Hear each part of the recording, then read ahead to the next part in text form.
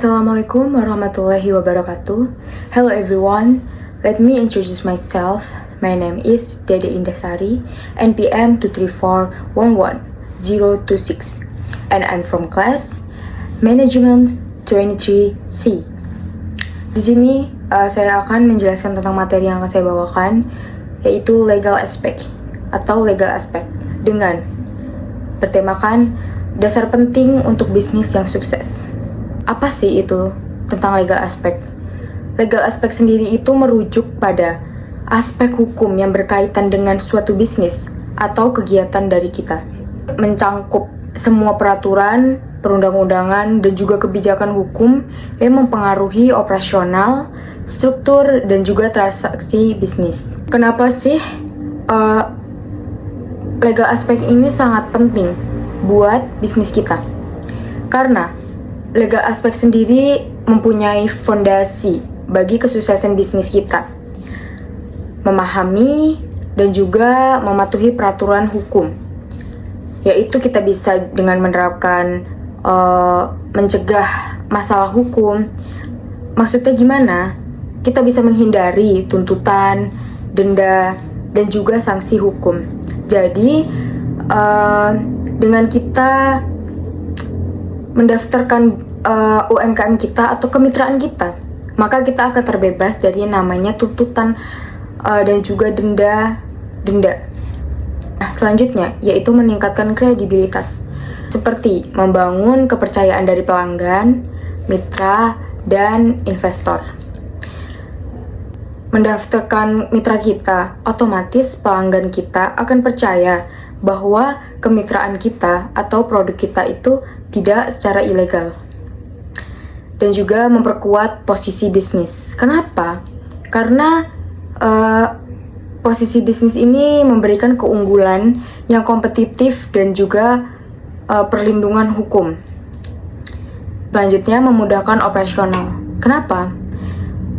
Karena bisnis kita itu memastikan semua kegiatan bisnis dilakukan secara legal dan struktur. Jadi tidak ada yang namanya acak-acakan atau abstrak. Aspek legal sendiri mempunyai utama yang perlu diperhatikan.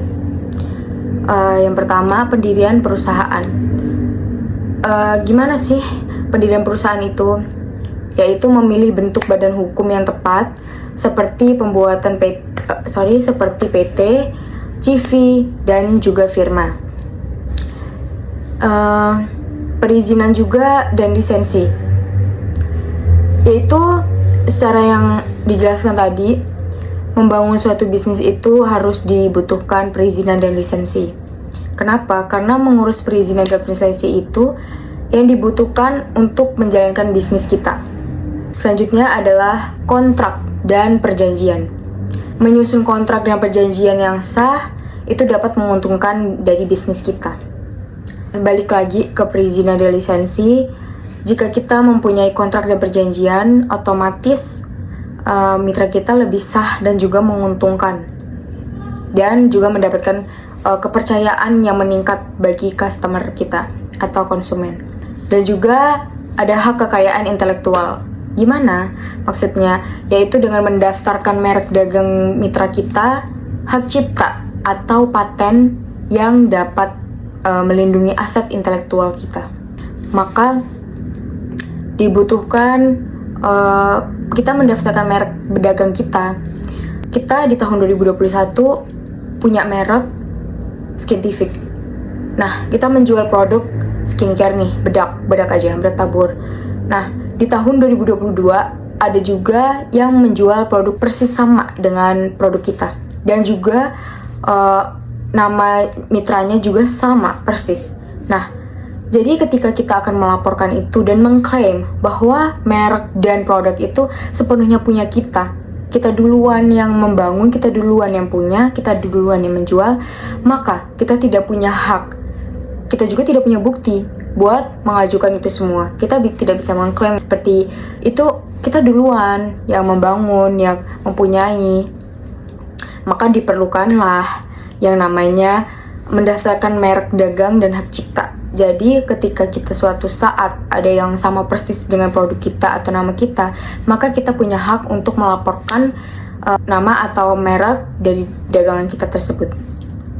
Selanjutnya, ada yang namanya kepegawaian. Kepegawaian ini sepenuhnya mematuhi peraturan ketenagakerjaan yang meliputi gaji, cuti, dan jaminan sosial. Selanjutnya ada pajak.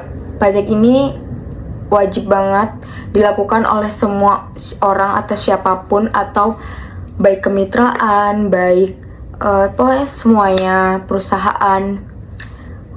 Pajak ini juga itu kenapa dilakukan wajib? Karena peraturan ini tuh yang berlaku di masa yang akan datang.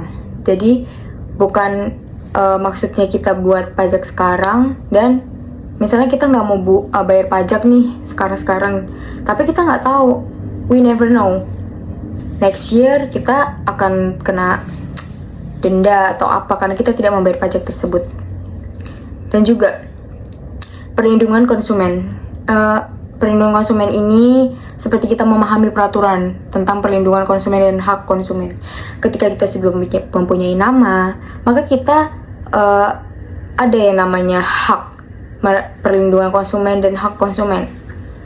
Jadi semuanya itu ada perundang-undangannya sendiri. Nah, kesimpulan dari materi dari legal aspek ini yaitu aspek ini sebenarnya penting yang tidak dapat kita abaikan ya dalam menjalankan bisnis. Jadi yang namanya bisnis harus dilakukan secara legal dan tidak boleh ilegal, dan juga tidak boleh asal-asalan.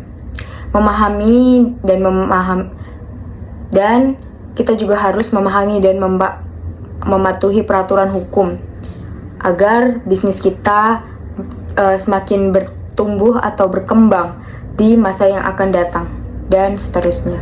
Oke, that presentation to me. Wabillahi taufiq wa hidayah. Wassalamualaikum warahmatullahi wabarakatuh. Thank you everyone.